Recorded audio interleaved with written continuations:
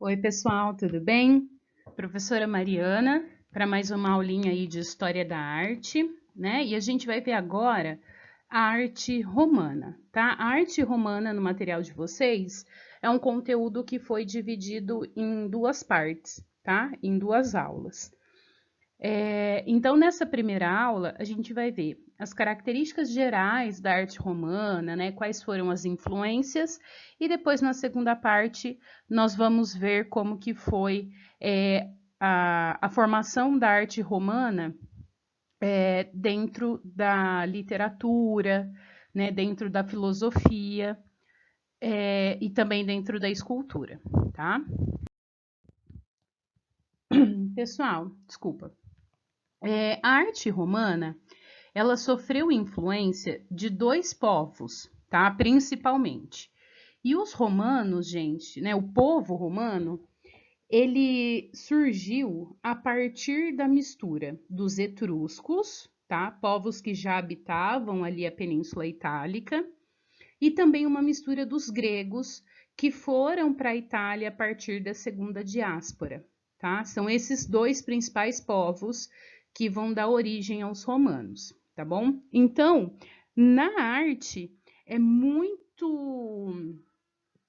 fácil, tá? Da gente conseguir identificar a influência desses dois povos, ok? Dos etruscos, os romanos eles vão se utilizar, tá? Como característica da arte, tá bom? O realismo, tá? Então, diferente dos gregos, os romanos, eles são extremamente realistas, eles não vão idealizar a arte, né? Então, eu vou fazer uma escultura. Se a pessoa que eu estou esculpindo, ela tiver alguma característica que é dela e que não é considerado bonito, vai permanecer, tá? Porque a arte, ela tem o compromisso com o que é real, tá? Com o que realmente aparece.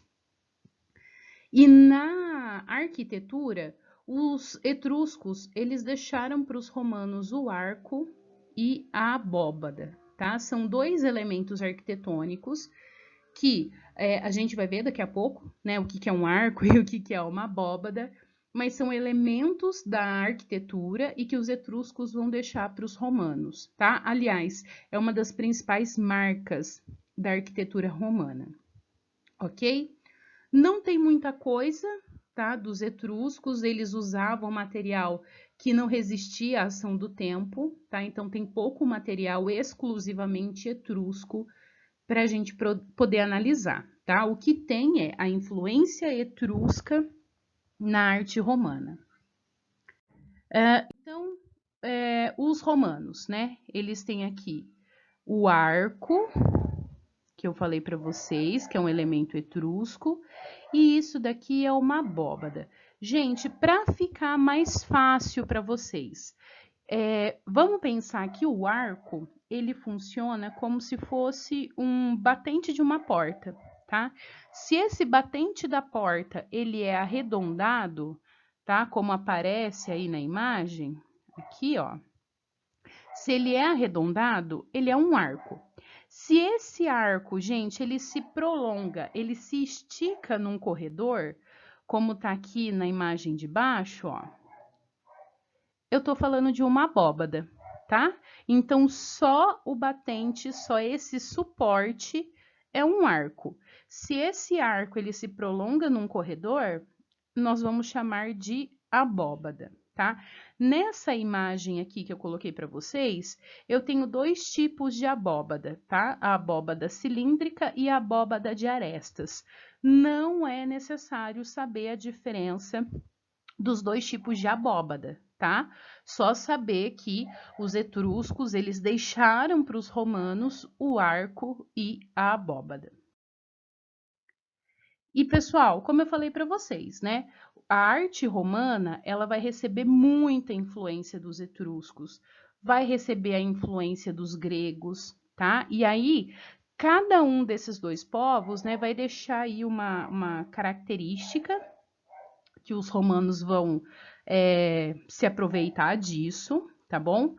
Mas assim, ó, eu queria muito que vocês reforçassem o seguinte: A arte romana, e aqui no caso, né, principalmente a arquitetura romana, ela serve para mostrar alguma coisa, tá? Vamos pensar aí que eu tenho a população romana e que essa população, gente, a maioria não sabe ler, não sabe escrever.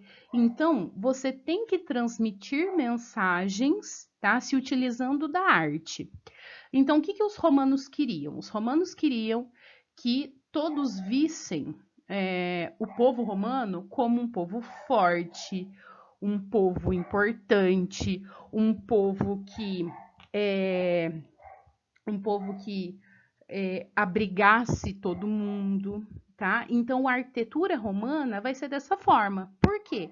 Se eu faço um prédio grande, alto, imponente, né, forte, eu tô falando que o povo romano é grande, imponente, forte, tá? E aí a arquitetura romana, ela vai servir, né, para abrigar multidões, tá? Essa é uma das grandes diferenças, vou até grifar aqui para vocês. Essa é uma das grandes diferenças entre a arquitetura grega e a arquitetura romana, tá? A arquitetura grega, que nós vimos na aula passada, era uma arquitetura muito bonita, mas era para contemplação, né? Era uma arquitetura que servia para todo mundo ficar olhando, não era para ser utilizada. Os romanos, eles são muito práticos, tá? Eles acham que tudo deve servir para alguma coisa, tá? Tem que ser utilitária. Então, se a arte tem que ser utilitária, se a arquitetura tem que ser utilitária, todo mundo deve usar esse prédio, tá? Todo mundo tem que ter a possibilidade de frequentar esses lugares, tá bom? Então, ó, características dessa arquitetura, né? Uma arquitetura que tem que transmitir energia, tem que transmitir sentimento e tem que transmitir força, ok? E esses prédios, né, eles são divididos em categorias, tá? Então, nós temos edifícios públicos, banhos públicos, tem o Coliseu, né, que eu acho que é uma das obras arquitetônicas mais importantes, né, entre os romanos, que é o que todo mundo conhece. Nós temos estádios, tem as casas, né? Aí a gente tem que ver a diferença das casas da população que faz parte da elite, quais são como são, né? Na verdade, as casas da população pobre. E o panteão, tá? Que aí o panteão ele entra dentro de uma categoria que nós chamamos de templos, tá? Templos religiosos. E aí agora, gente, nós vamos ver cada uma, tá, dessas categorias que eu passei para vocês. No material, na apostila de vocês, eles simplesmente colocam essas categorias, tá? Eles não explicam essas categorias. E eu acho interessante, tá? Aliás, a parte mais legal da arte romana, que é justamente saber, tá? Essas diferenças, esses elementos arquitetônicos, ok? Então, a primeira dessas categorias, né, são os templos, e aqui eu estou falando de uma construção religiosa. E os romanos, eles construíram um templo, né, fizeram um prédio para abrigar todos os deuses. Lembra que a Pro falou que os romanos eles são práticos, eles são objetivos? Então eles pensaram assim, cara, não é prático você construir vários templos. É muito mais fácil você construir um templo apenas, enorme, gigantesco, colocar todos os deuses ali dentro, que ao mesmo tempo você facilita o culto desses deuses, né? Você não tem que ficar ali pipocando, não tem que ficar migrando para cada templo, você vai num único lugar. E, ao mesmo tempo, essa construção grande e forte, né, para abrigar todos esses deuses, cumpre a função de mostrar como os romanos são fortes, ok?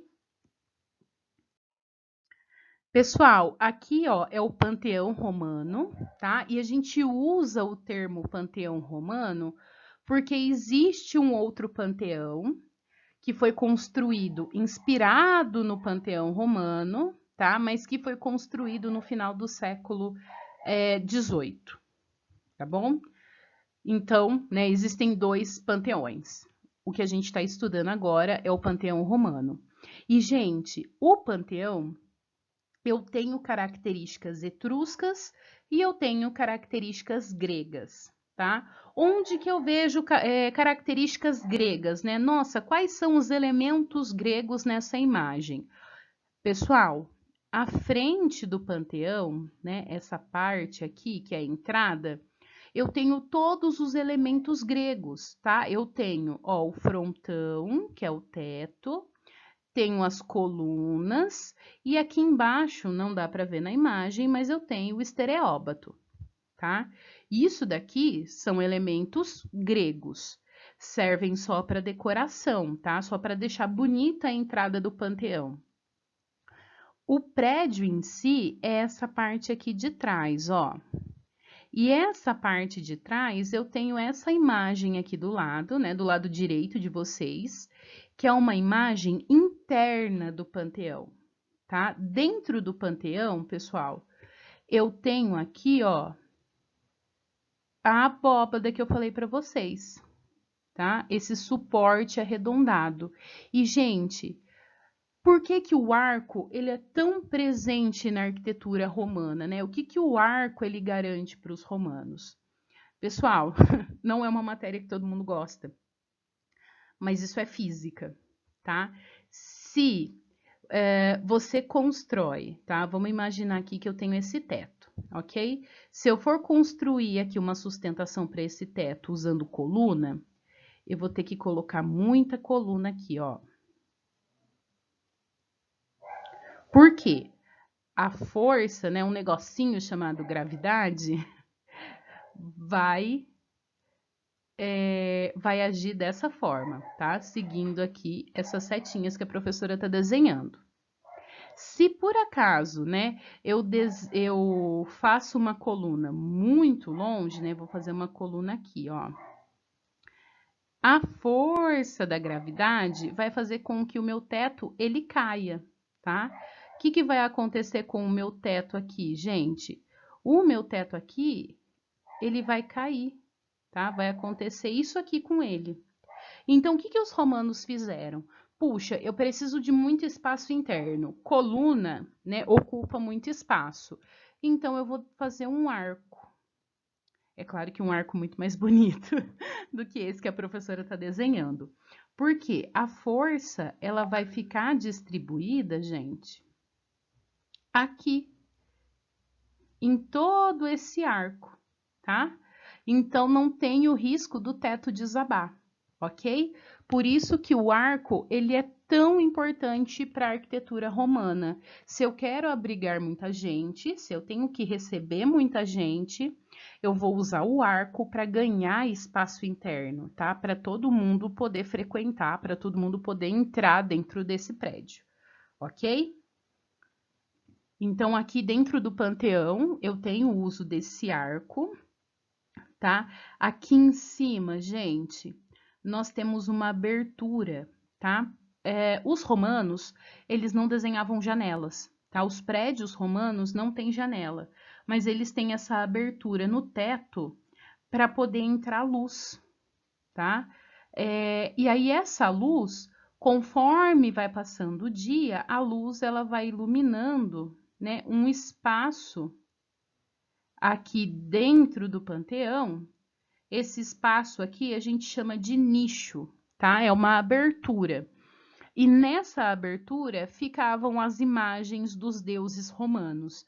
Então, conforme, né, passava o dia, a luz do sol iluminava cada um desses deuses, tá? Cada um desses nichos. Pessoal, muita gente se pergunta, né? O que que acontece quando chovia? Porque essa abertura aqui, gente, não é uma janela, tá? Não tem como fechar. E os romanos, gente, eles tiveram aí uma ideia fantástica, tá? Quando eles fizeram a base do panteão, né, o solo do panteão, eles fizeram um solo levemente arredondado, tá? Por quê? Quando a chuva cai, ela vai bater no solo e vai escorrer para as laterais.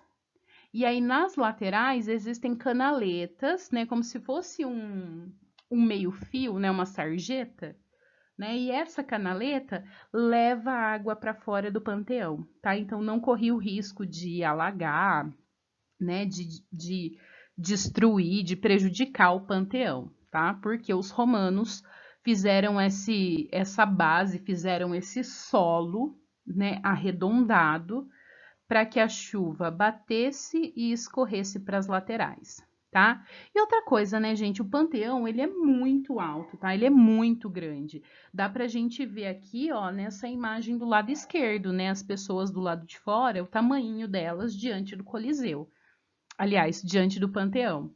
Então, mesmo quando entrava a chuva aqui pela abertura, a força da água, né, ela ia se perdendo até atingir o solo.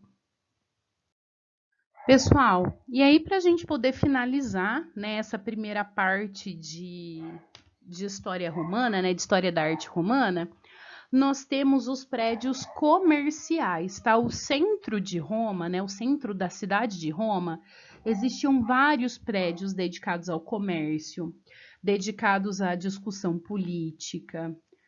E todos esses prédios, gente, uma característica que vocês não podem esquecer, tá? É a utilidade. Todos os prédios romanos, eles devem servir para alguma coisa. Eles devem ser úteis, tá? Então, por exemplo, uma basílica, que aparece aí no slide para vocês. A basílica é uma construção onde a população ia para discutir os problemas da cidade, né? Fazer discussão política.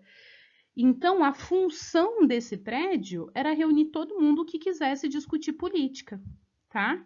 Então, eu tenho uma serventia, né? Eu tenho uma utilidade para esses prédios, ok? Que é uma característica, tá, dos prédios romanos. Não só esses prédios comerciais ou esses prédios do centro da cidade, ok? Todas as construções romanas, elas devem servir para alguma coisa, tá? O povo vai usar para alguma coisa. E, gente, eu tenho mais categorias dentro da arquitetura romana, só que o nosso tempo está acabando, tá? Então, nessa semana, vocês vão ficar aí com essas características gerais, as influências, e na próxima semana eu vou trabalhar com vocês as outras funções da arquitetura romana, né? Os outros exemplos de arquitetura, e aí a gente também entra no próximo módulo, ok? Pessoal, até mais e qualquer dúvida, levem para a aula. Até mais.